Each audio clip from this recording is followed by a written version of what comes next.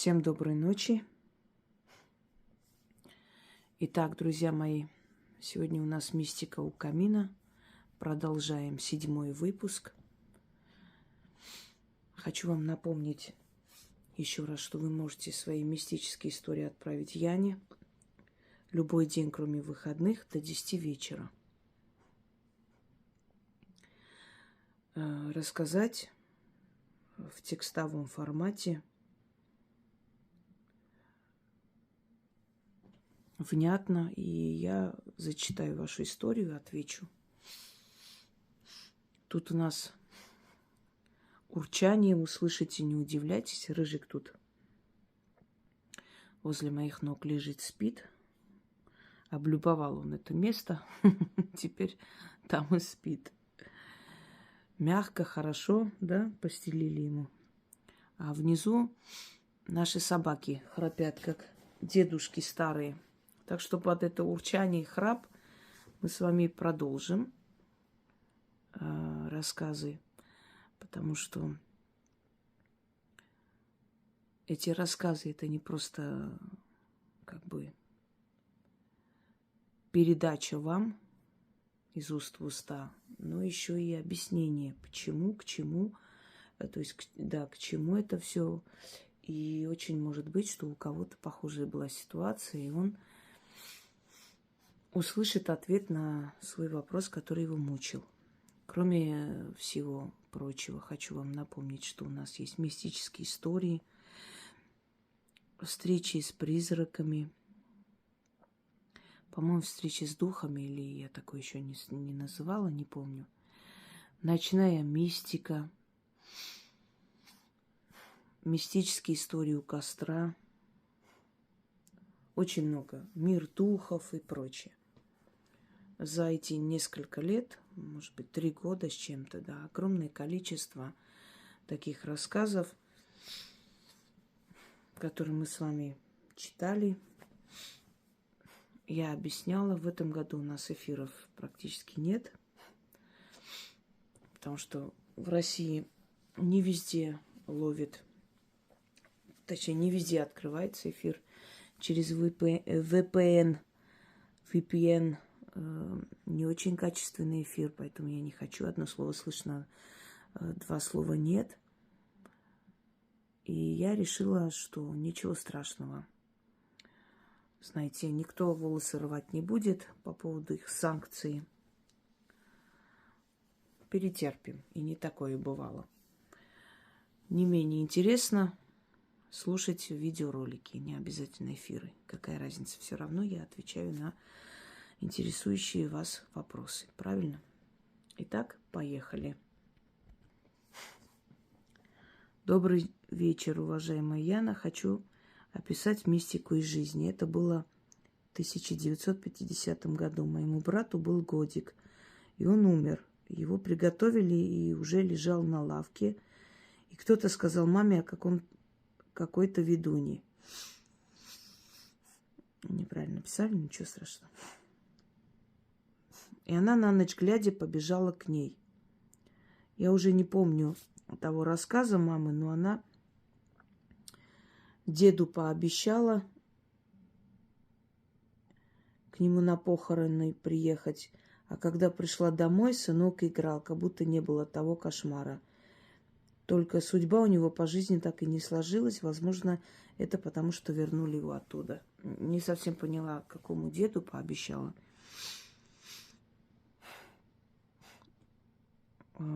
К ведуне или к ведуну, наверное, побежала. Ну, хорошо, к ведуну, может быть.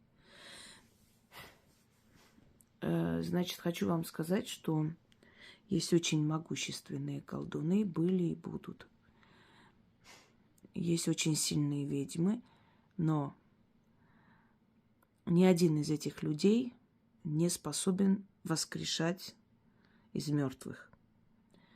И поэтому, если бы ваш брат был мертв, никто бы его не вернул к жизни. Скорее всего, это была клиническая смерть. И в деревнях очень часто клиническую смерть принимают за смерть настоящую. У нас в селе был случай в детстве моем, я слышала когда похоронили молодую женщину, и она пришла во сне к своей матери со словами: «Мама, зачем ты меня похоронила живьем?» Она с утра встала, подняла крик, собрала мужиков, заставила выкопать ее, потому что там прошло после похорон несколько дней всего лишь. И когда открыли гроб, увидели, что она, вся обшивка изнутри гроба была разорвана, она перевернулась и умерла. То есть задохнулась там. Ее действительно похоронили живьем. Так вот, ваш брат не был мертв. Никогда никому такое не говорите, что он был мертв, и его воскресили, что вернул к жизни ведун. Он не мог бы его вернуть к жизни никак.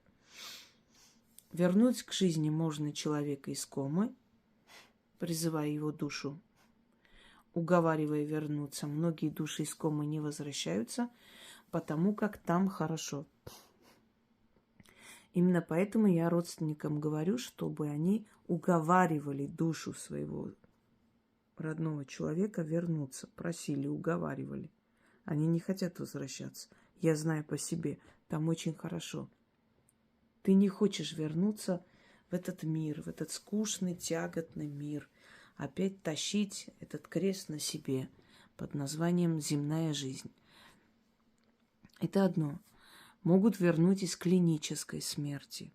Потому что, опять же, душа между мирами ни туда и ни сюда может вернуть сильный колдун. Следовательно, ваш брат не умер. У него была либо кома, либо клиническая смерть. Но в селениях народ неискушенный, и они принимают это за смерть. Потому что человек, у него все признаки смерти. Он холодный, он не дышит. Так кажется, что он не дышит.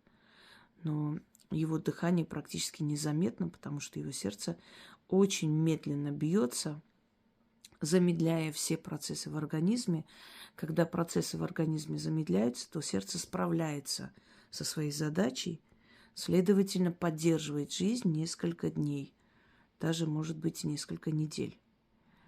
А этого очень сильно боялся Гоголь. Сегодня как раз я об этом вспоминала. Он ужасно боялся быть захороненным живем.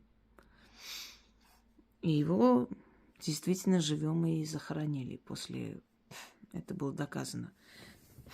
И он очень просил своих друзей не хоронить его до того момента, пока не будут явные трупные признаки. Вот тогда только хоронить. Он очень боялся, что его живем похоронят. И этот страх, видимо, был не на пустом месте. Может, его во снах предупредили, может, какое-то внутреннее сознание, ощущение. Кроме того, он был мистик, и очень может быть, что потусторонний мир каким-то образом все же давал о себе знать и предупреждал. И его все же, его страхи оправдались, его похоронили живем. Вот именно для этого и существует морг, когда возят человека туда.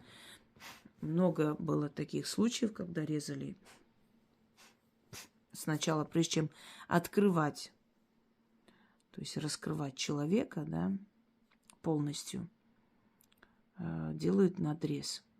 И если пошла кровь, значит, человек жив, организм еще живой.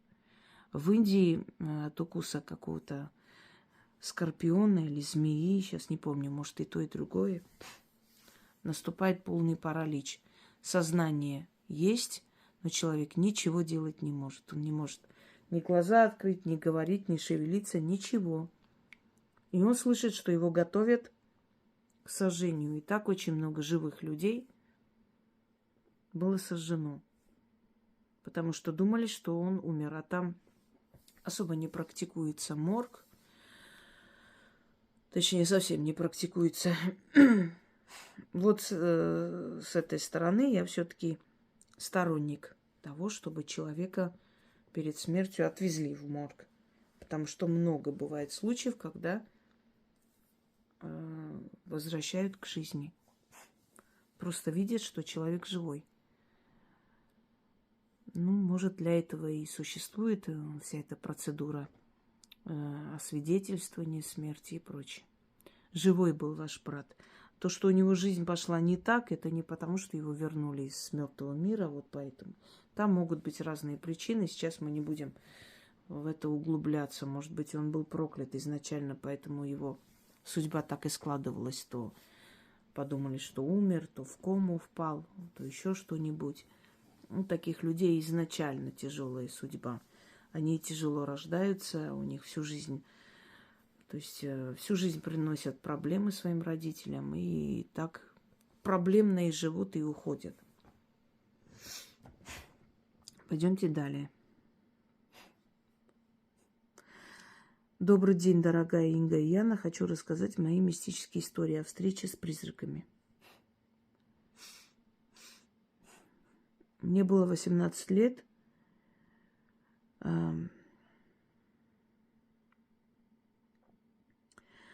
Я спала в комнате. Сейчас, секунду. Мне было 18 лет, я спала в комнате в 03:04 часа ночи. Мне как будто кто-то очень нежно разбудил. Знаете, этот кто-то как будто сам очень нежно открыл мне мои глаза. Смотрю, передо мной стоит старик.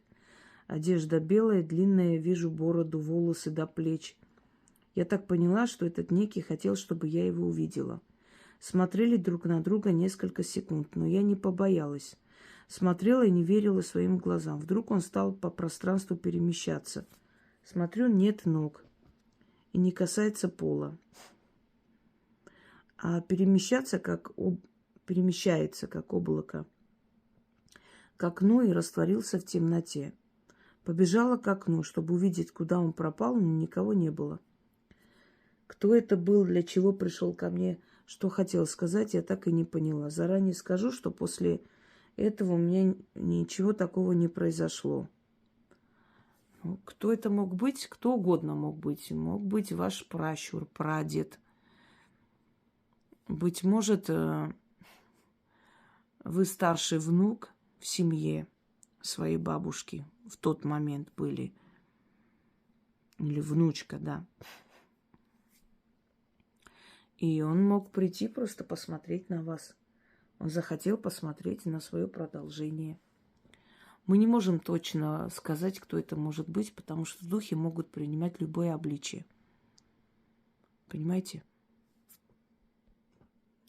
Если после этого ничего такого страшного не произошло, скорее всего, мое предположение, опыт подсказывает, потому что таких историй я немало слышала, это, скорее всего, предок. Ваш далекий предок, родоначальник, может быть, в каком-то поколении. Потому что если дойти до Адама и Евы, это очень долго. Но обычно каждые 7 поколений род обновляется. И вот тот, который был родоначальником, после которого 7 поколений пошло, да, он считается пращур 7 поколений. Но есть более старые, более древние пращуры. Дальше. Другая история. Были у меня очень трудные времена. Я оставалась одна со своими 2 маленькими детьми. Надо было как-то накормить и параллельно учиться, чтобы найти нормальную работу. Ну и после учебы было трудно найти работу. И почти каждый день по ночам плакала от безысходности. Вот и в очередной раз, когда дети спали, я сидела около них и плакала. Вдруг чувствую, что какая-то рука на моих коленях.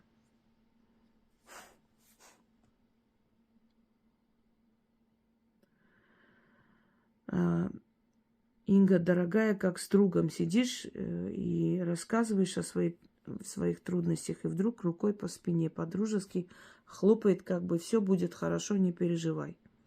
Вот так я почувствовала на моих коленях. Я сначала удивилась, потому что дети спали, я одна.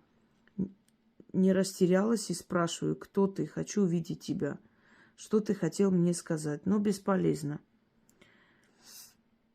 Знаете, что было интересно? Некоторое время назад я писала письмо, чтобы приняли на работу, и не было ответа. Буквально на следующий день пришло письмо, и меня приняли на работу.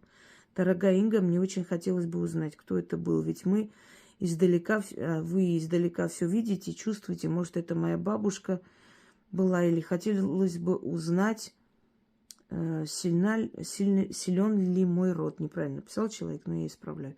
Если род не такой сильный, могут ли помочь и предупредить? Я не думаю, что у вас не сильный род. Если вы в трудной ситуации выжили, дошли до этого дня, значит, все-таки род сильный, потому что в наше время дошли те до нашего времени, у кого сильный род. Остальные тысячелетия назад, 100 лет назад полностью исчезли. Это первое. Второе. У меня была такая ситуация в жизни, когда точно такое же отчаяние, безысходность. Мне только похлопали по спине. Вот так вот, по-дружески. Тоже было очень тяжелое время. Мне тоже так похлопали по спине, и через некоторое время этот вопрос решился. Это ваш хранитель.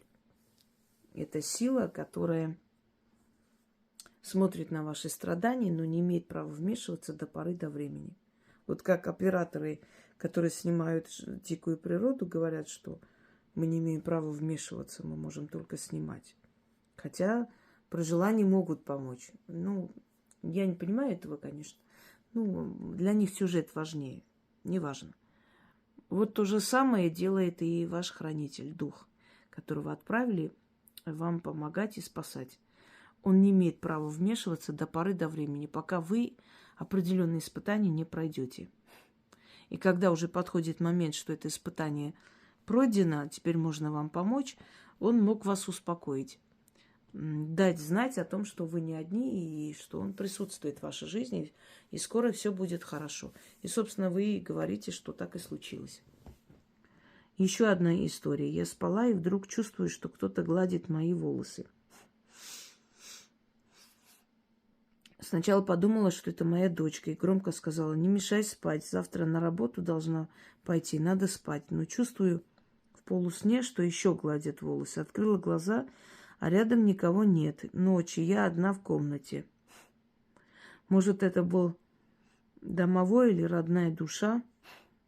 Это мог быть кто угодно. Опять же, мы не можем гадать сейчас, вот кто это мог быть. Может быть, домовой, может еще. Добрый дух. Кто бы это ни был, это добрый дух. Но чаще всего это бывает домовой. Слыхали, когда у коней, например, дворовой плетет косы?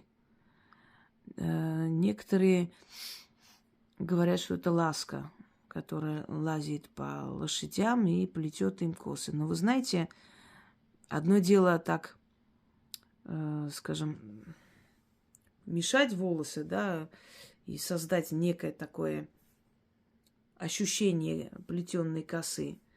Другое дело, когда это все заплетено, еще как резинкой, чем-то таким внизу закреплено. Ласка не догадается. Просто все как бы валят на ласку, но этот зверек в некоторых районах вообще не обитает. А лошади бывают причесанные, у некоторых косычка. Домовой иногда перемешивает, то есть лохматит волосы во сне, иногда гладит. Если гладит, это к добру. Если лохматит, значит, говорит, что кто-то пытается что-то делать или начитывает, путает вашу жизнь. Понимаете? Ну, это мог быть кто угодно, но, судя по моему опыту, чаще всего это домовой. Вы понравились ему. Значит, вы хорошая хозяйка. Значит, у вас все чисто, убрано. Домовые любят хозяйственных хозяек, которые убирают дом. Они не любят этот энергетический мусор. Образуется такой энергетический мусор, когда в доме грязно, и темные духи слетаются. Для них это такое, знаете, лакомый кусок. Им нравится в таких грязных местах обитать. Другой случай. Лето во дворе, хорошая погода, и не заметила, что уже время позднее. Почти 12 ночи, мало что может быть. Хотя до дома не так далеко, почти бегом с детьми идем домой. У дороги есть магазин. Он был закрыт, внутри не было света. Вокруг никого. Окна магазина стеклянные, большие. Смотрю, и внизу, что сзади нас идут три мужика. И мне стало еще страшнее. И вижу в стекле, как они друг с другом что-то обсуждают. Я своей старшей дочке спрашиваю: смотри, ты тоже видишь этих троих? Или мне кажется? А она тоже подтвердила. Подумала, сейчас повернусь, посмотреть, знакомые это пацаны или нет. Насколько было мое удивление, когда повернулась, никого не было. Рядом не было ни дороги, чтобы свернуть, ни подъезда, или так быстро исчезли, чтобы мы не заметили. Я даже еще раз спрашивала: ты точно увидела тех троих? Она подтвердила. Еще раз. Мы дошли домой, но этот случай я запомнила навсегда. Так и не поняла, кто они были. Этот случай был прошлым летом. Я стояла... это уже другая история. Сейчас еще. Значит, это объясню. Я когда-то... Меня позвали, попросили заговорить человека больного. Я пришла, посмотрела на него и сказала, что он не жилец. Поэтому нет смысла его мучить. Жена сказала, что готова оплатить, пожалуйста, только вот помогите. Я говорю: вы поймите, во-первых, я больным людям помогаю даром, я не лечу, заговариваю. То есть помогаю, чтобы лечение пошло впрок, да. И во-вторых, я просто вижу, что человек уже наполовину на том свете. Тут, смысла нет. Зачем это нужно? Я объяснила ей, она заплакала, мы с ней поговорили, ее успокоила. И вышла и иду. Уже ночь. Ближе к 11. А мне идти долго. Наверное, минут 20 до дома. Там маршрутки не едут уже в это время. Ничего не едет. И такси тогда особо не работало у нас. Я тоже проходила мимо витрины и увидела сзади человека, который за мной шел. Сначала у меня вся спина прям охладела. Я думаю, понятно, кто-то меня преследует, а там темно. Повернулась, чтобы сказать, что вам надо от меня. Смотрю, никого нет. Снова смотрю в эту витрину, опять он стоит. Он уже стоит за моей спиной. Опять повернулась, нет, опять. И я просто бегом на одном дыхании, читая заговоры, дошла до дома. Мне тоже бывает страшно, я тоже человек земной. Я тоже, скажем так, мне не чуждо ничего человеческого.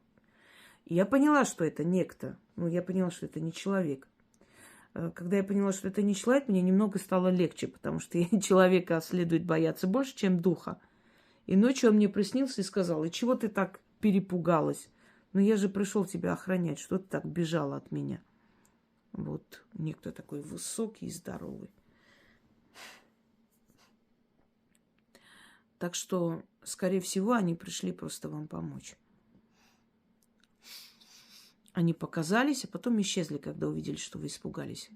Они просто люди не всегда понимают, не иногда, а чаще всего боятся этого, вместо того, чтобы анализировать и понять, а зачем? Вы же сказали, я боялась. Со мной были дети. Вот вас было 3, наверное, да, с детьми? 2 детей и вы. И каждого из вас кто-то охранял. Вот вы и увидели 3 мужчин. Ваших хранителей, каждого из вас. Значит, у вас сильный род. И они все же отправляют вам эту охрану и помощь. Видите? Не первый раз. Дальше. А этот случай был прошлым летом. Я стояла на узкой дороге. Рядом росли деревья. Было тепло, не было ветра. Но было темно. Стою и жду знакомую и любуюсь деревьями. Вдруг слышу стук. Или как дети прыгают с небольшой высоты на землю, раздается звук. Смотрю, никого нет. Но одна очень тоненькая ветка шевелится. Инга, если не шевеление ветки, я бы подумала, что мне показалось. Но каково было мое удивление, что на этой ветке смогла стоять только птичка. Но стук ноги почти 5-летнего ребенка. Подошла смотреть, говорю, кто ты, покажись. Но никого. Пришла знакомая, рассказывая, она говорит, если бы я была на твоем месте, я бы убежала отсюда. Что это могло быть? Спасибо большое, что вы есть. Я вам скажу, что это могло быть. Вот смотрите.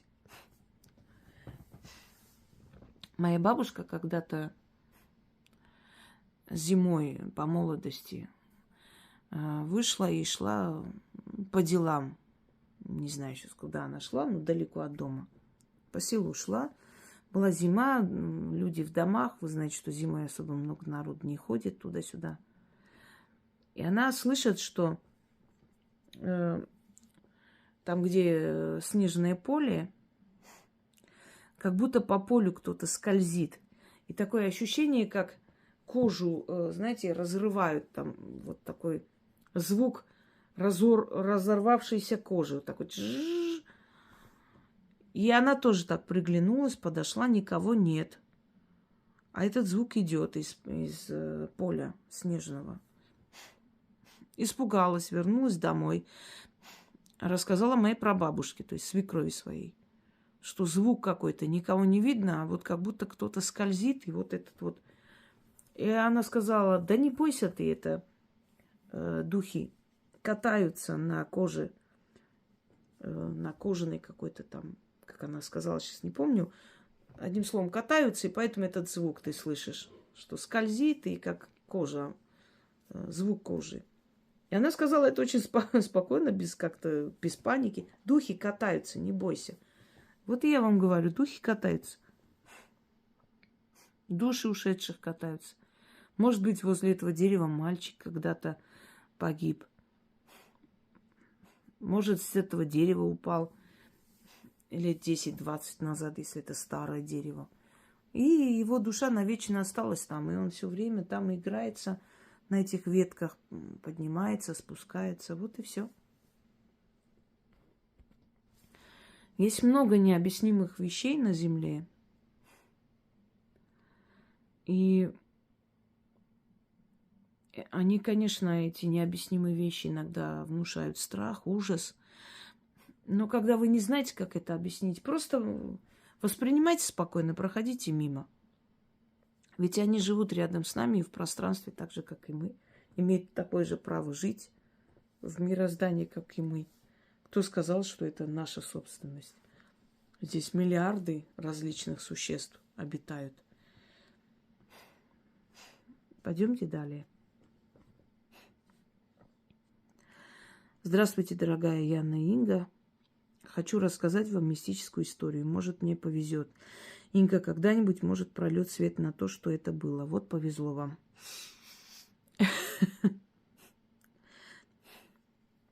Сейчас вот после Нового года подарили ребенку много конфет. Новогодние мешочки от дедушек, бабушек. И в саду, и мужу с работы. В общем, много. Они кучей лежали на кухне. Как-то муж пришел с ночной смены. Я как бы краем уха слышу, он вроде на кухне, думаю, чай пьет.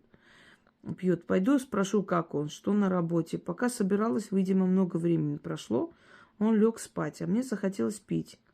Иду, смотрю, он не стал нас с ребенком будить, лег в дальней комнате. Я посмотрела, спит, храпит. Ну ладно, иду на кухню попить. Смотрю, стоит на кухне муж мой, который спит в комнате сейчас. Стоит и не то, что что-то есть, а просто уничтожает конфеты.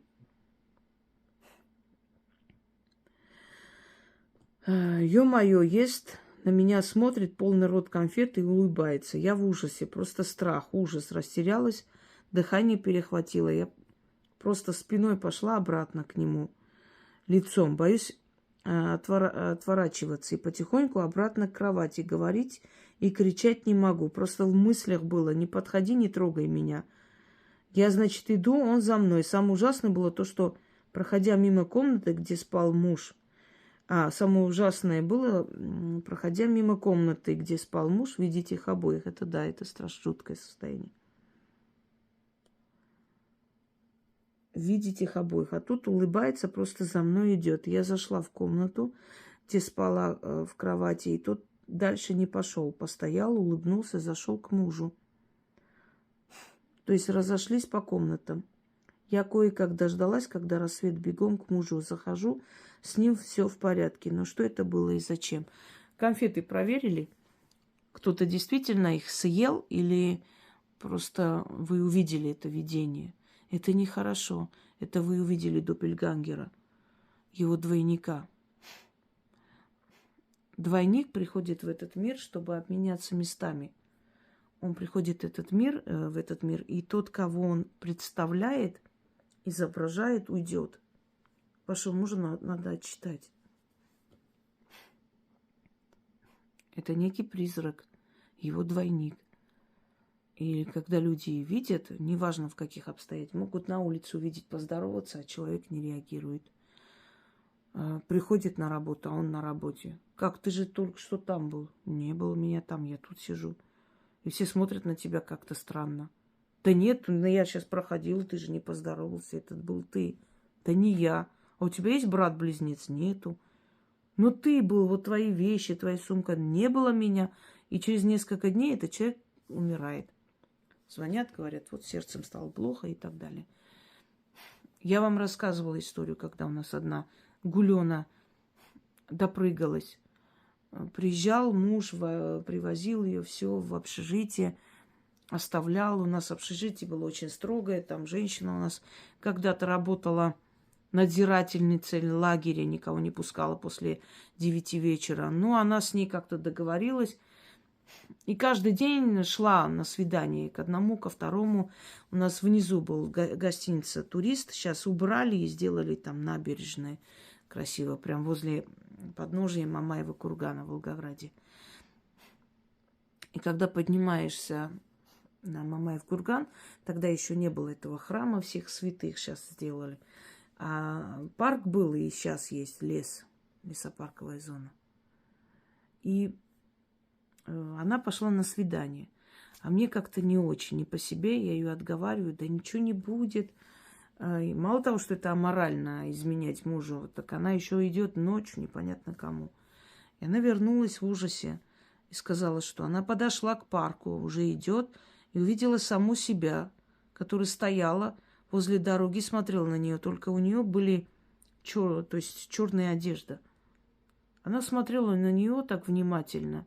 Она говорит, мне такое ощущение, как будто меня сейчас сердце остановится от ужаса. Посмотрела на нее, отвернулась и пошла прямо в лес. А эта мадам бегом обратно. Пришла вся бледная, трясется, несколько дней болела. Потом оказалось, что тот, с кем она шла навстречу, маньяк. Кстати, в Волгограде их не меньше было, чем в Ростове. Ростов прославленный, но в Волгограде тоже их очень много ловили. По крайней мере, всю мою юность, я помню, их ловили.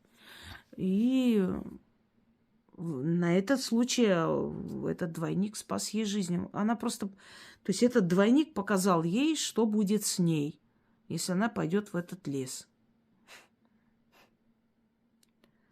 Это опасно. Надо отчитать вашего мужа, и надо дом очистить. Он поселился, он пришел, и он так просто не уйдет. Даже если бы вы крикнули, никто бы не проснулся. Он бы вам ничего не сделал, по сути. Он просто пришел, показался и сказал, что скоро обменяется местами с вашим мужем. Понимаете, это не обязательно сегодня, завтра, через месяц. Это может быть в течение года, 2. Но это случится. Так.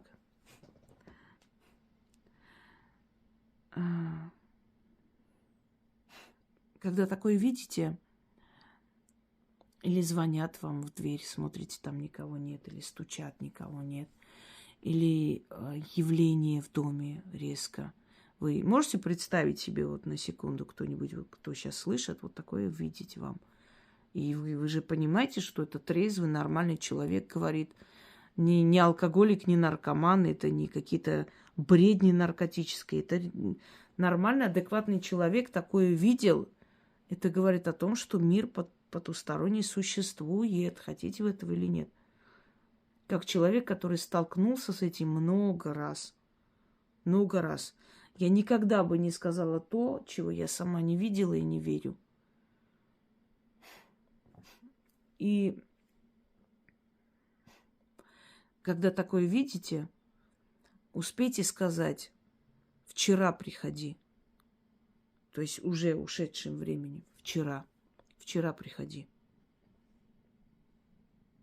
Пойдемте далее.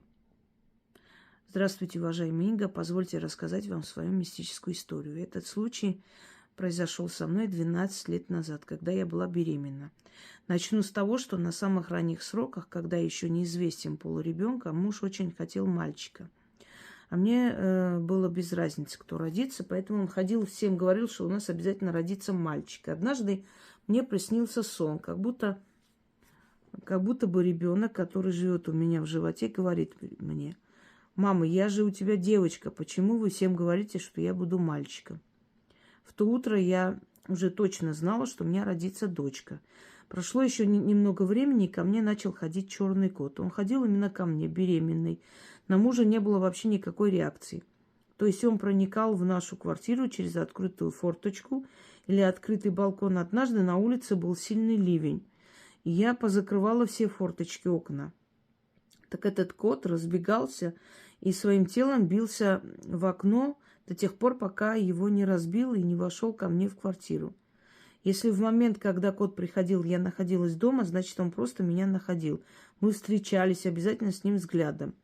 И он тут же убегал. Если же меня дома не оказывалось, когда он приходил, то кот просто садился и ждал меня. Однажды я пришла домой, мой муж спал, а кот лежал рядом с ним. А на коте сидел наш попугай. И опять мы встретились с ним взглядом, и кот убежал. Так продолжалось на протяжении 5 месяцев, пока я не уехала рожать. И этого кота не трогала, с ним не разговаривала. Мне всегда было жутко и страшно от встречи с ним. Тогда я не была знакома с вашим каналом, и люди мне советовали повесить в квартире семистрельную икону. Я ее повесила, уехала в роддом. С тех пор икона так и висит, а кота больше не видели. Моей дочке скоро исполняется 12 лет. Смотрите, ваш муж допустил большую глупость. И вообще допускают большую глупость люди, которые заранее, во-первых, покупают вещи ребенку. Ребенок еще не родился. Народ же не глуп, когда советует заранее ничего не покупать, имя заранее не выбирать, не говорить, по крайней мере, всем подряд, не говорить, кто родится и так далее. Ваш муж постоянно говорил, что будет сын. Следовательно, вот почему ваша дочь пришла, потому что ее душа, которая вселилась потом в ребенка и родилась в этот мир как человек, она негодовала. Своими словами отец ставил запрет на ее рождение. Он же хотел мальчика, ему нужен был мальчик, а девочку он не хотел. То есть он хотел мальчика, больше никого, чтобы не было. Мальчик, только мальчик. И тем самым он закрывал постоянно приход вашего ребенка в этот мир. А этот кот, смотрите, духи, души, потусторонние силы, они могут использовать энергию животных, птиц, чтобы прийти что-то передать людям. Ну, например, голубь может взлететь, удариться о стекло, через некоторое время кто-то умрет в доме. Во время похорон птицы могут кружить над могилой человека, и одна может сесть на гроб человека, например. На кладбище внезапно может появиться кошка и сопровождать вас, или собака ночью может выйти и с вами проходить всю дорогу, провожая вас домой.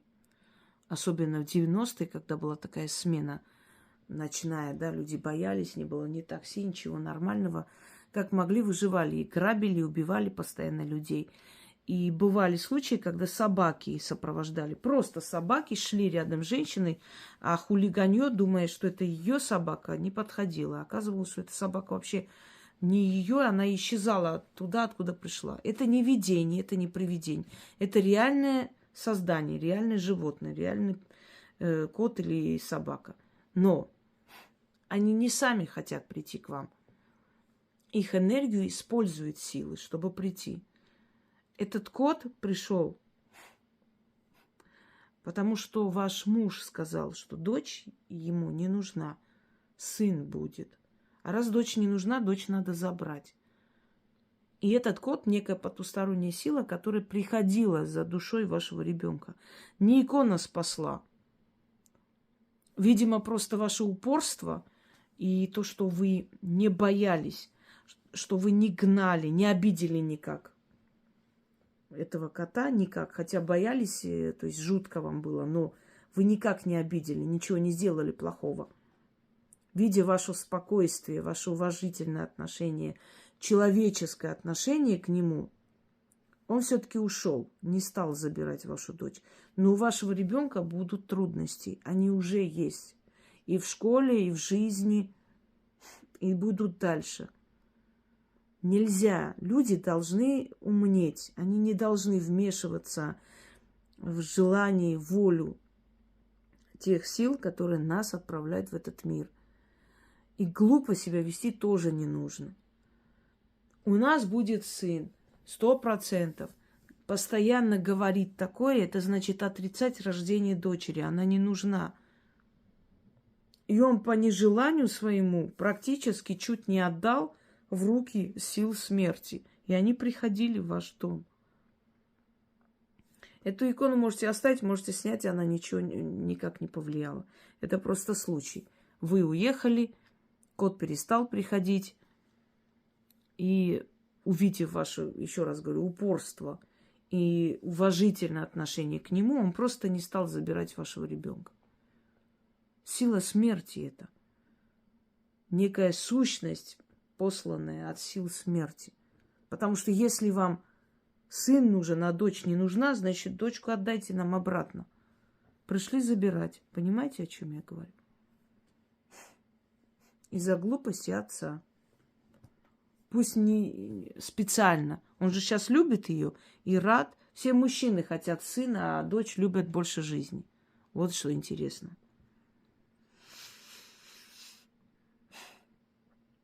Вот 12 лет ей.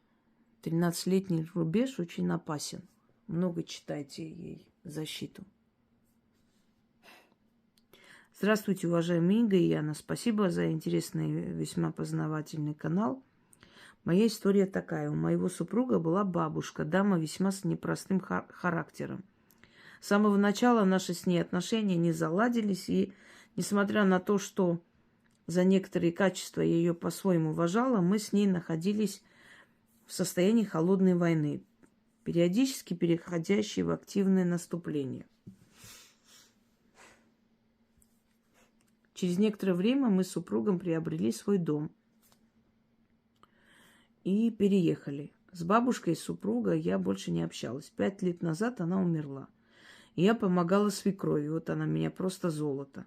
Организовать поминки после похорон. 4 года было все спокойно. А потом бабушка начала мне сниться с завидной регулярностью. Я спрашивала у супруга со свекровью, не снится ли им бабушка. Но им не снилось ни разу. Сначала сны были хорошими, потом не очень. В последних снах бабушка плохо выглядела. Я знаю, что покойники часто снятся, чтобы их помянули. Но эта женщина в свое время столько крови мне выпила, что от снов я просто отмахивалась и жила дальше. Пока мне не приснился такой сон, что отмахнуться не получилось. Я была в каком-то очень древнем каменном храме. Было темно, и на стенах горело несколько факелов. Я там мыла полы почему-то. А потом я услышала жуткий смех и женский голос, как раскат грома. Она спросила меня, не страшно ли мне находиться в храме темных богов. А я поняла, что не страшно, вот совсем. И я ответила, что нет, и что я чту темных богов так же, как и светлых. Тогда мне ответили, хорошо, проходи. И в полу открылся ход с каменной лестницей. Я пошла вниз и оказалась в каком-то холодном темном каменном помещении. А вокруг туман. Потом я пригляделась, увидела, что это не туман, а неупокоенные души снуют туда-сюда. Но страшно мне не было. Шестым чувством я поняла, что они ничего мне не сделают, потому что я живая. Я пошла дальше и зашла в комнату, напоминающую тюремную камеру, только без решеток. Там я увидела бабушку супруга. Она сидела за столом, перед ней были две миски, одна с мылом, другая с сырниками. Когда мы жили все вместе, я часто готовила сырники. Бабушке они очень нравились. Так вот, она показала мне рукой на миску с сырниками и сказала, дать ей миску с мылом. Я говорю, бабушка, вы ошиблись, миска с мылом рядом.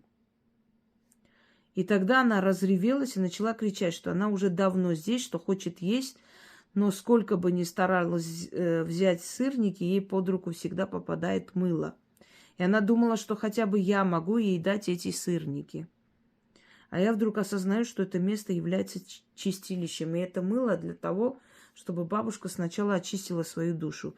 Я начинаю ее уговаривать, чтобы она все-таки взяла мыло, чтобы очиститься.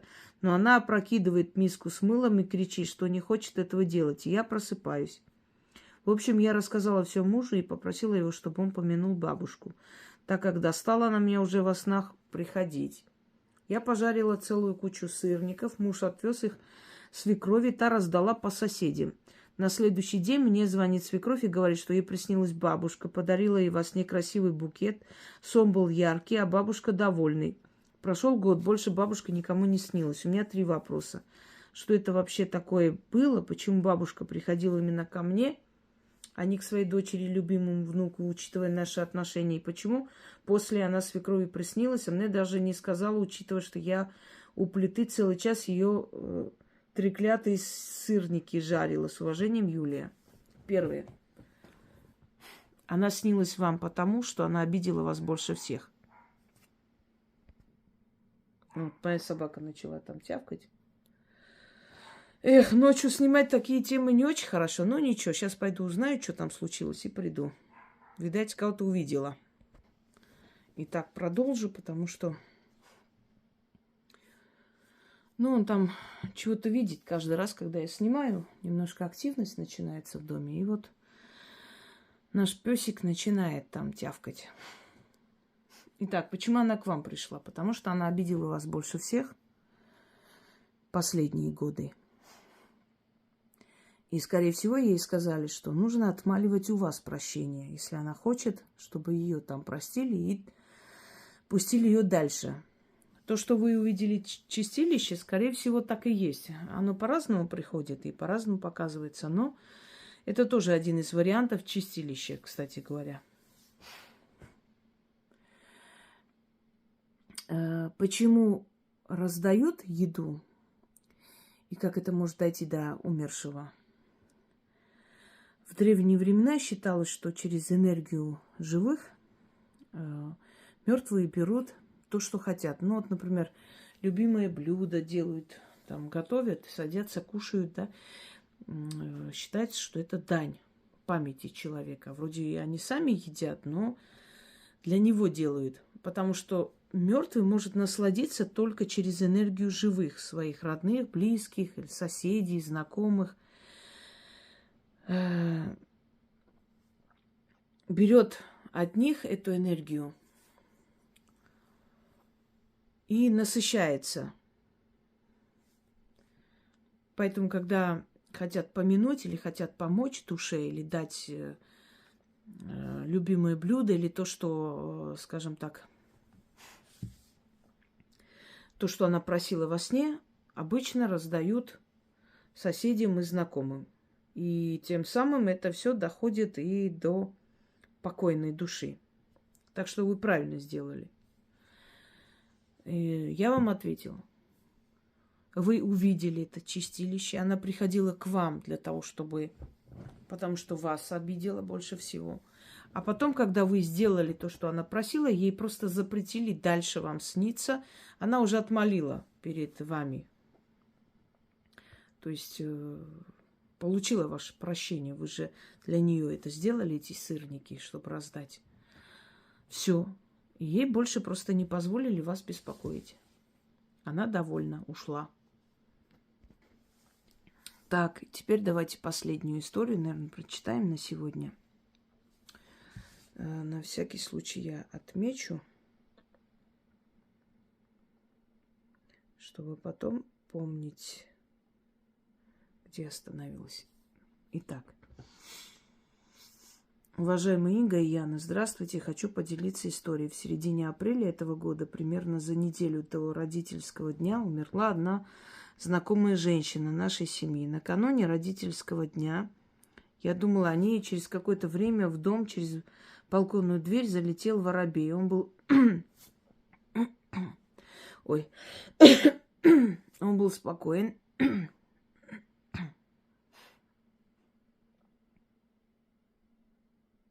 Просто летал по комнате туда-сюда.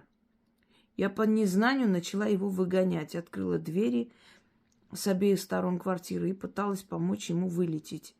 Долго мне это не удавалось, но когда он все-таки вылетел, я быстро закрыла дверь, но потом заметила, что он еще пару минут бился клювом в дверь. Ой, это кофе, наверное, опять. Я вынесла хлеба, думала, может, голодный, больше я его не видела. Я старалась не придавать этому никакого значения, но в конце недели мы уехали на отдых. А когда вернулись, не смогли зайти в квартиру. Замок заклинило. Попасть в дом мы смогли только на следующий день. Спустя 2 месяца у мужа украли ключ от квартиры. А когда принесли новый, перепутали адрес получателя. Но мне удалось его найти. Через пару дней после этого я играла с ребенком на балконе, как вдруг в мою сторону полетел воробей. Задел меня по голове и улетел. Видимо, хотел залететь в квартиру, но я сидела у двери, и ему не удалось. Уважаемый Инга, скажите, есть ли в этой истории плохое предзнаменование или это совпадение? Теперь смотрите. Украли ключи вашей квартиры. Смерть этой женщины никак не связана с воробьем. Может быть, отчасти и предупреждали, что и такое может быть, но в любом случае ее смерть ничего не решала ни в лучшую, ни в худшую сторону вашей жизни, поэтому насчет нее мы сейчас не будем говорить.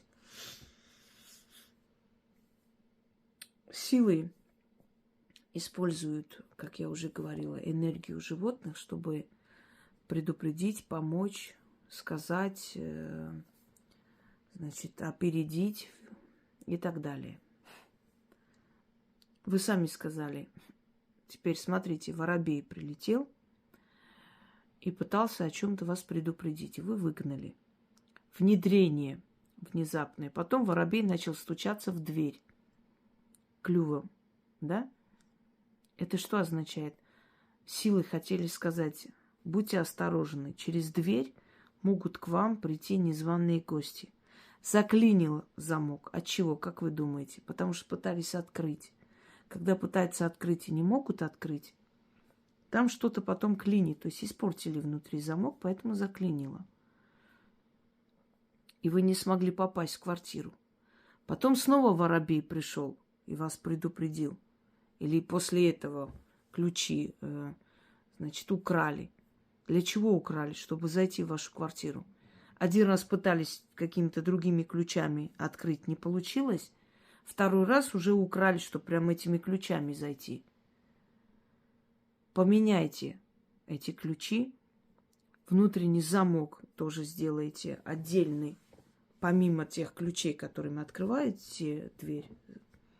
И внутри, когда вы будете внутри, чтобы закрыть так, чтобы никто не мог открыть. И будьте осторожны, это, скорее всего, знакомые ваши люди. Это не чужие люди. Они знают, где им взять у мужа ключи и так далее. Вас предупреждают, что могут зайти в вашу квартиру. И это может закончиться плачевно. Начитайте защиту. Будьте осторожны с ключами. Сделайте другой замок. Несколько замков, несколько ключей внутри.